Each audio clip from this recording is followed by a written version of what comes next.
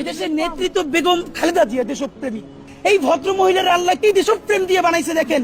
সে দেশ ছাড়ে নাই, সে বলছে বাংলাদেশ ছাড়া আমার আর কোনো জায়গা নাই।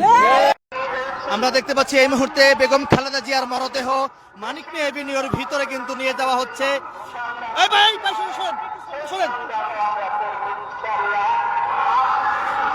বেগম খালেদা জিয়ার মরদেহ আমরা দেখতে পাচ্ছি লাল সবুজের বাংলাদেশের পতাকা মোড়ানো কিন্তু একটি গাড়িতে, এসিবাহী লাশবাহী গাড়িতে কিন্তু তাকে নিয়ে যাওয়া হচ্ছে। দর্শক যেমনটা দেখতে পাচ্ছেন মানিক মিয়া এভিনিউর দিকে কিন্তু বেগম খালেদা জিয়ার মরদেহ নিয়ে যাওয়া হচ্ছে। ঠিক এই যে গাড়ির পিছনে আমরা দেখতে পাচ্ছি বাংলাদেশের পতাকা পেছানো কিন্তু এই গাড়িতে রয়েছেন। এই গাড়িতে কিন্তু বেগম খালেদা জিয়ার মরদেহ রয়েছেন। এই গাড়িতে করে কিন্তু বেগম জিয়াকে নিয়ে যাওয়া হচ্ছে মানিক মিয়া এভিনিউতে। বাংলাদেশের পতাকা পেছানো কিন্তু এই গাড়িটি কিন্তু নিয়ে যাওয়া হচ্ছে মানিক মিয়া এভিনিউতে।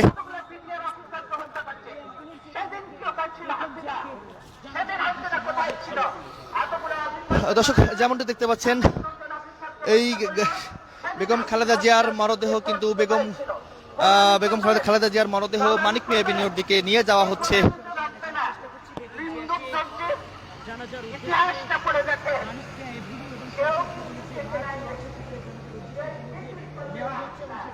আজকে বাদ জোহর মানিক মিয়া এভিনিউতে জানাজা অনুষ্ঠিত হবে বেগম খালেদা জিয়ার।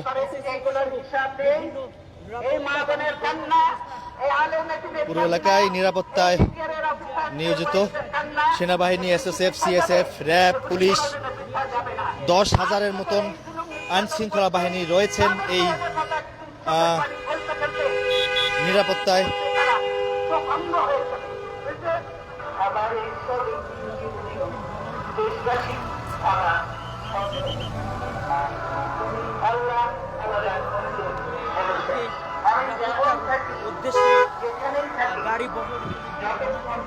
বেগম খালেদা জিয়ার মরদেহ ইতিমধ্যেই নিয়ে যাওয়া হয়েছে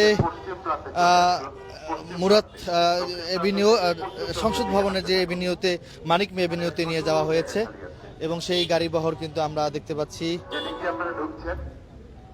ওখান দিয়ে এসে সরাসরি সামনের দিকে চলে আসুন, নাক বরাবর সামনের দিকে চলে আসুন, মাঠ পুরো খালি।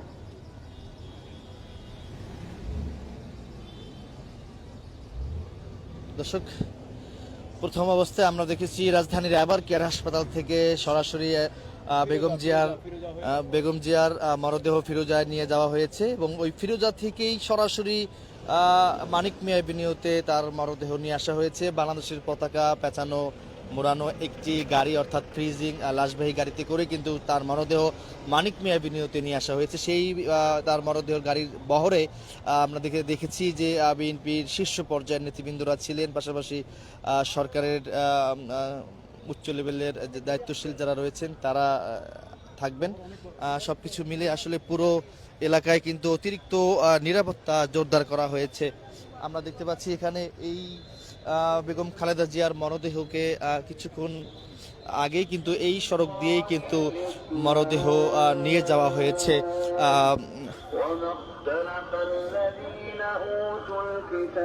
হয়েছে মানিক মিয়া এভিনিউতে এবং এই জানাজা অনুষ্ঠানকে কেন্দ্র করে পুরো এলাকায় অতিরিক্ত নিরাপত্তা জোরদার করা হয়েছে। র্যাব, বিজিবি, সেনাবাহিনীর সদস্যদেরকে কিন্তু এখানে মোতায়েন করা হয়েছে।